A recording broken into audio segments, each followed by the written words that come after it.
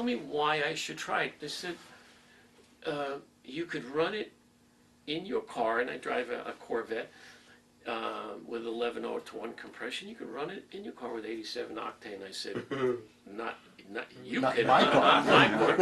Yeah. Well, we all know that whether it's a high boost car or a turbo or a high compression car, we live on premium gas, and in cases racing gas, to cool that combustion chamber down. That's all it does.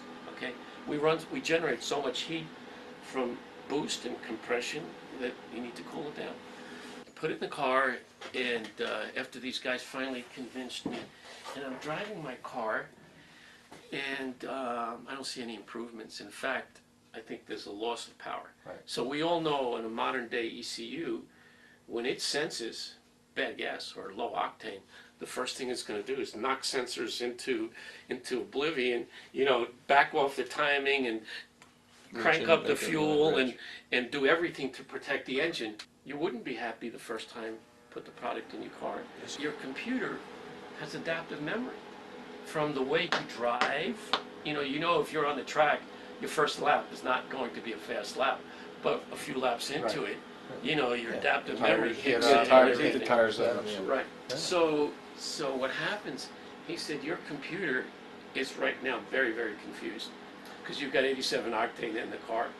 It will take at least a tank full of probably a little aggressive driving for the computer to sort things out.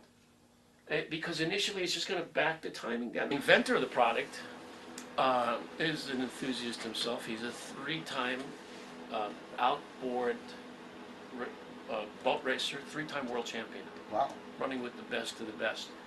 He had one streak that was actually 13 consecutive wins. It's not a fuel additive. It's what he calls a fuel enhancer. What it does, it's what he calls a disruptive technology.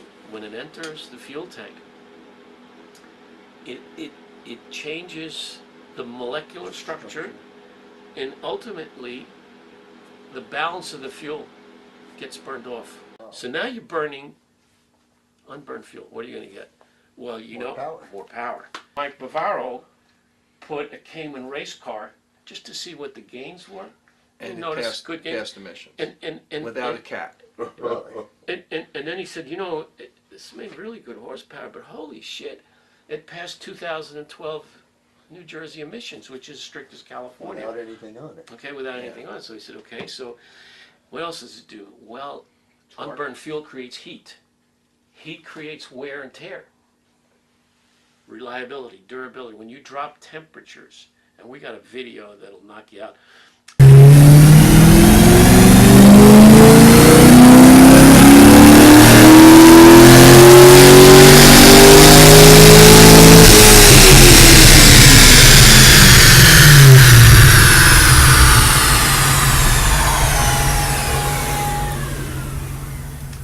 When you drop temperatures, you're increasing durability. Right. Well, all the fuel gets burned. What happens to those carbon deposits that build up in the engine? They're out of here, gone. Okay, the product has a bigger effect on torque than it does on horsepower.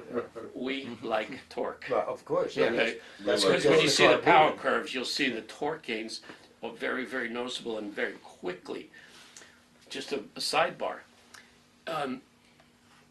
We did a test about a week and a half ago on an engine dyno, and carbureted car, and that's difficult because when you're trying to make a gain with this product on a carbureted car, unlike a computerized car, you got to know how to jet it properly, how to time it according to the fuel mixture. It's not something that the computer has anything to do with. Right. Okay? So the guys are seeing, and by the way, they're testing different fuels. And the chemist, the engineer behind it said, it works best with 87 octane. Everybody's saying, no, I'm afraid of that. I'm afraid, just like I was. Right. So they're putting it at 93.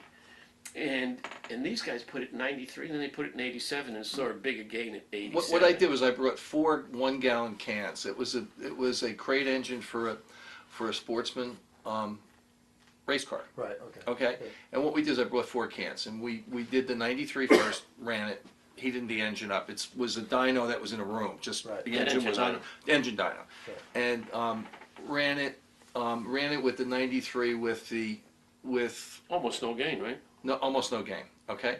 Put the 87 in. And okay, at first what he did was afraid with the engine, he turned the timing back. Okay. And so we did it with all four tests. So we turned the time, so if we were rejetted and timed in any case, it picked up 5 horsepower more with the 87 without rejetting, without doing anything. And plus, it burned cooler and it gave better mileage Right. with the 87. And then the 10th run, it went from 417 horsepower to the rear wheels to 435. It was 18 horsepower. And I said, that's got to be your dyno. So we do. Why would it all of a sudden kick in? I said, is it 9 runs? calibration? I don't know if about, is your wheel slipping? But what is it that changes this so dramatically? And we went out and did 3 more runs and the numbers were all the same. And he said, it's pretty darn simple. Your computer did not adapt until the 10th run.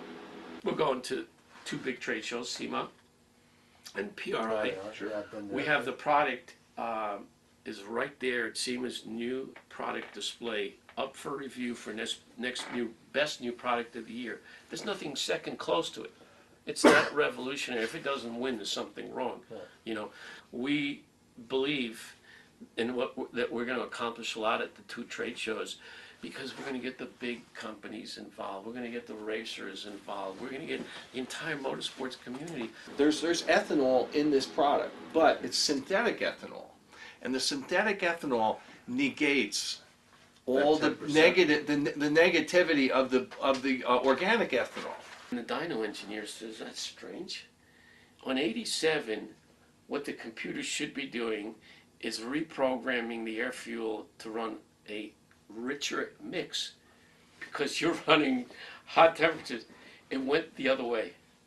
The computer leaned out the car, because when it sensed that heat is gone, well, lean makes horsepower, but not to the point where it's borderline or danger. For everyday driving, it's 1 ounce for 15 gallons. Right. For track day or aggressive driving, it's 2 ounces for 15 gallons. Okay. And you can feel. I tell you, that's when I 2 dosed it ounces when I makes was a driving that difference. Cayman. On a race engine, on a race application, you're running a lot of boost or high compression, and you're running half-hour, 45-minute race. It's 1 ounce for every 5 gallons. When you're dealing with a carbureted car, you're going to tell somebody, look, the only way to maximize the gains is you got to spend time dialing that car in. Well, you guys know who Tim Sutter is? Grassroots Motorsports? Yeah. Yes. Okay. They're like a cult There you magazine. go. Right. Okay. So Tim Sutter and I go back a long way. We had a great discussion yesterday. He said, Steve, I'm either going to make you a hero or I'm going to run you out of town, one or the other. Yeah. It's because I am going to do a very comprehensive test. And I said, thank you. We're not trying to compete with the other companies. Right. We're We not have trying to something make entirely new here. We're not This trying to is make something- 93 work better. We're saying you're wasting your money.